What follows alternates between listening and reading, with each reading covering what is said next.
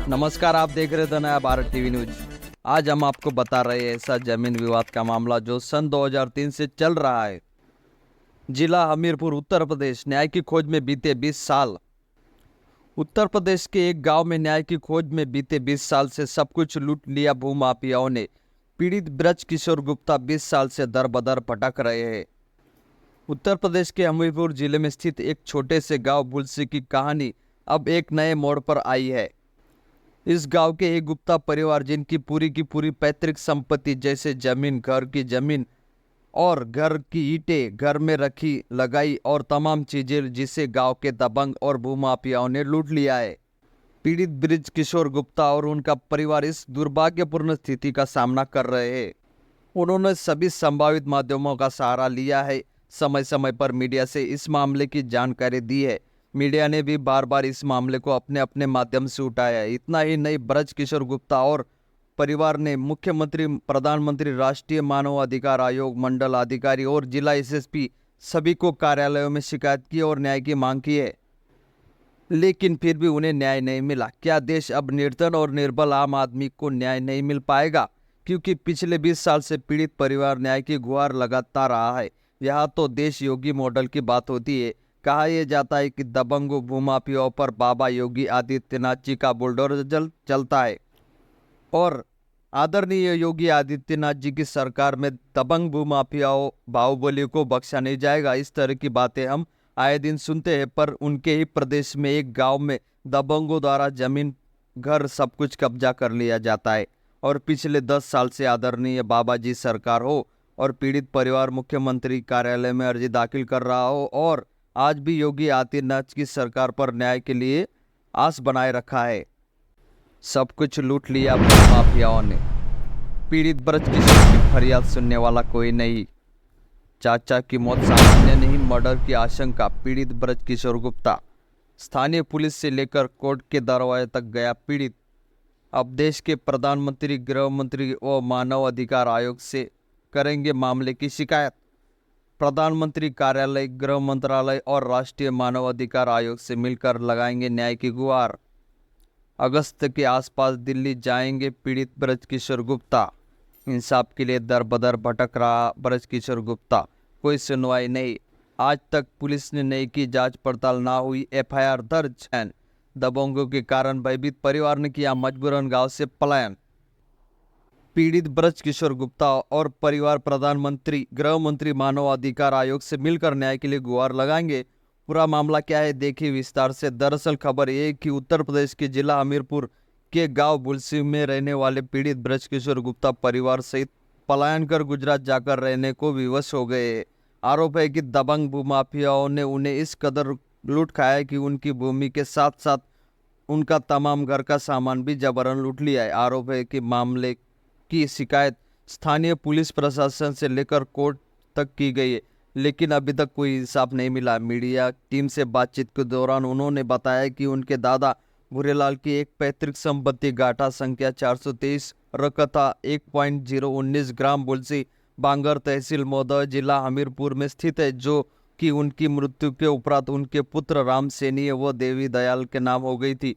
पिता राम सैनी की दिनांक 4/7/2017 को मृत्यु हो चुकी है।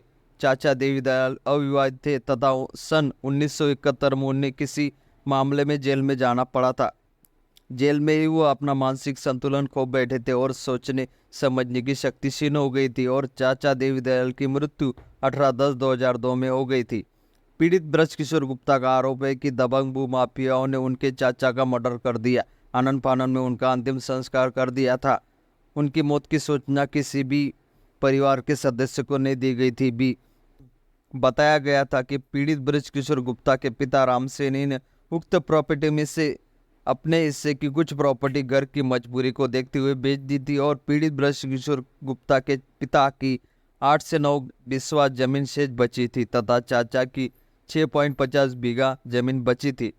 घर की जमीन लगभग 1 बिस्वा भी अलग से थी, जो कि निर्मित थी, जिसे गांव के दबंग व्यक्ति नाम बैनामा कर दिया था तथा उस पर जबरदस्ती कब्जा कर लिया था। पीड़ित ने बताया कि जब भी वह अपनी उक्त पैतृक संपत्ति पर जाता है तो उक्त लोगों उनके साथ गाली गलौज मारपीट करते और दोबारा जमीन आने पर जान से मारने की धमकी देकर भगा देते। उक्त विपक्षीगण ने घर में लगी चौखटें, दीवारों एवं समस्त सामान आदि लूट कर ले गए थे। पीड़ित ने बताया कि दोनों भूमाफियाओं दबंग किस्म के व्यक्ति है और स्थानीय पुलिस से साठगांठ रखते हैं और पुलिस भी उन्हीं लोगों का साथ देखती है।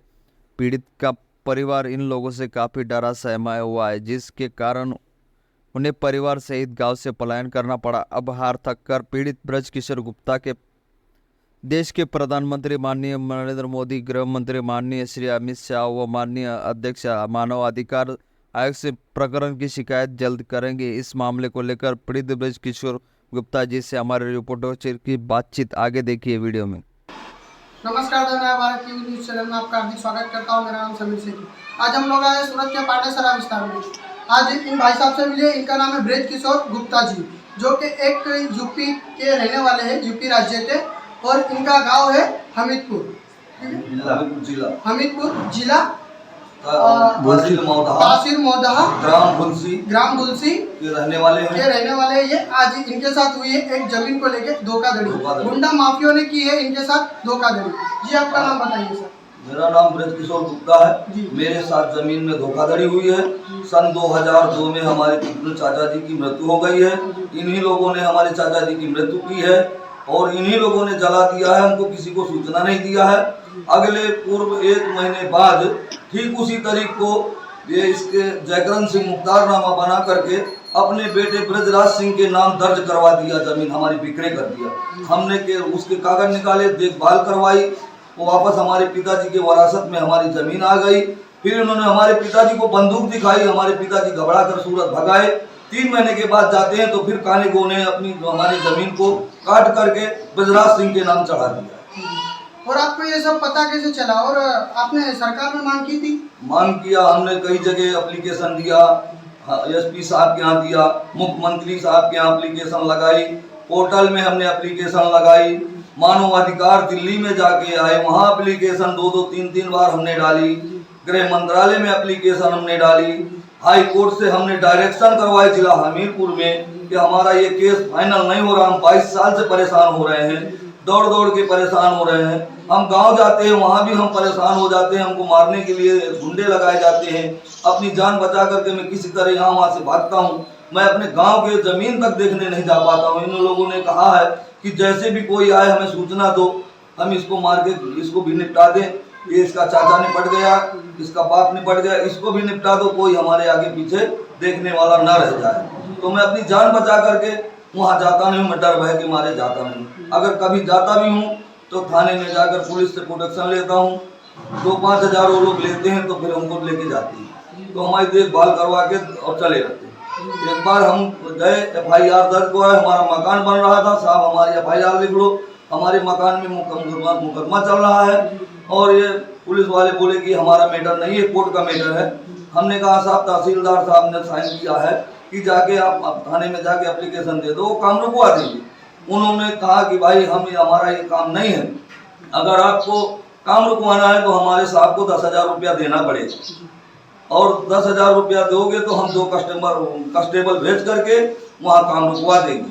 हमने हमारे 5,000 रुपया थे हमारे पास, हमने 5,000 रुपया दिया और वो लोग हमारे साथ गए, 2 पुलिस वाले, और उन्होंने काम भी हमारे सामने बंद करवाया। ठीक 16 तारीख को बंद हुआ था काम हमारा। अगले 16 तारीख को ठीक रात को मकान बनाया गया। हम गए यहाँ से सीओ को जो है अपने साहब को फोन कर रहे हैं कि साहब हमारा काम मकान में चला रहे हैं, वो लोग गैर कानूनन काम चला रहे हैं, हमारा काम बंद करवाया जाए। तो यहाँ से हमको जवाब आता है कि भाई हम दिन में जाते कोई तसला तगाड़ा फरुआ कुछ नहीं मिलता है। और उस रात को 36 घंटा बारिश गिरा। बारिश गिरते समय उन्होंने मकान बना लिया और हम जब गए तो हमारा मकान बन गया। हमको वहाँ से भगा दिए कि बोले भाई यहाँ आपका कुछ नहीं है। हमने कहा सर ये पुराना घर है, यहाँ पे ग्राम समाज के नाम से पहले पुरानी बस्ती थी। आज वो लोग अपने नंबर बता रहे हैं, हमारा नंबर है, वो हमारा नंबर है, तो क्या मेरा ही घर खाली उनके नंबर में है और दूसरे परिवारों के घर नहीं, खाली अकेला मेरा ही घर था जो घर किसी कुम्हार को बेच दिए। मेरी गृहस्थी, लकड़ी, गेट, खपरा, गद्दा, खटिया, तखत, जेवर, जाटी, ईंट, ये सब सामान लूट ले गए, यानी कि मेरा कागजात जमीन का सब लूट ले गए। मैं जो एक सुई भी नहीं उस घर में मिली है, और मैं उस घर पे जा भी नहीं पाता हूँ क्योंकि वो मारने के लिए ही तैयार नहीं। मैं अकेला रह के घबराता हूँ, मैं नहीं जा पाता। और आपने सरकार में मांग की तो सरकार की तरफ से आपको क्या न्याय मिला? कुछ नहीं, हमारी तारीख पे तारीख चल रही है। कोई एप्लीकेशन आती है, वहां से रिपोर्ट मांगते हैं ऊपर वाले, तो ये अपना काने को पटवारी अपनी मन की रसीद लगवा देते हैं। कहते हैं 2003 में जिंदा रहते उन्होंने अपनी जायदाद को अपने नाम, अपने जिंदा रहते नाम कर दिया।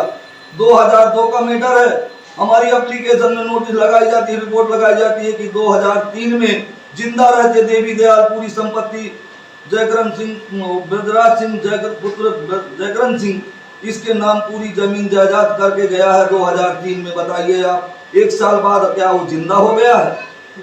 हाँ? मरने के पहले जो आपके काका थे, हाँ। वो मरने के पहले नाम जमीन उनके नाम कर नहीं दिए, थी। माफिया के नाम के, फिर मरने के बाद किए गए? नहीं थी, मरने के पहले 1988 का मुख्तारनामा बनाए हैं, जबकि हमारे चाचा पागल है, दिमागी हालत से पागल है और पागल ही रहे। जेल में उनका कागज भी है, हमारे सिविल का भी कागज है, और वो पागल रहने के बावजूद कैसे वो आदमी मुख्तारनामा बनाएगा, कैसे वो किसी के नाम दर्ज करेगा जब उसको कपड़े पहनने का भान नहीं है, गांव में घूमने का भान नहीं है, किसके यहाँ रोटी खाना है, किसके यहाँ मजदूरी करना है, किसी को मारता है, किसी को दौड़ाता है।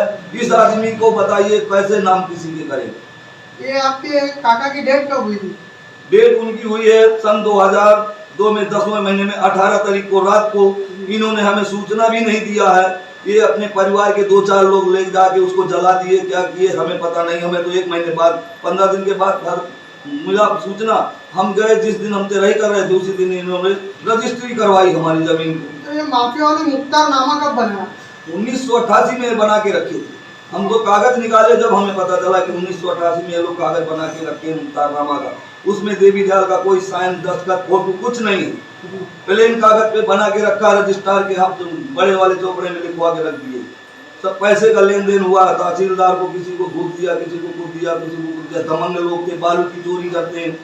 उन्होंने सरकारी जो है पेंशन ले रहे हैं, वो सरकार के आंखों में धूल झोंक दिए हैं, जबकि ये जिस आदमी का नाम मुख्तारनामा बनाया गया। आपके कहने के मुताबिक, आपका कहने का मकसद ये है कि इनके अंदर सरकारी लोग, कुछ अफसर भी मिले हुए हैं। अफसर भी मिले हुए हैं सब, और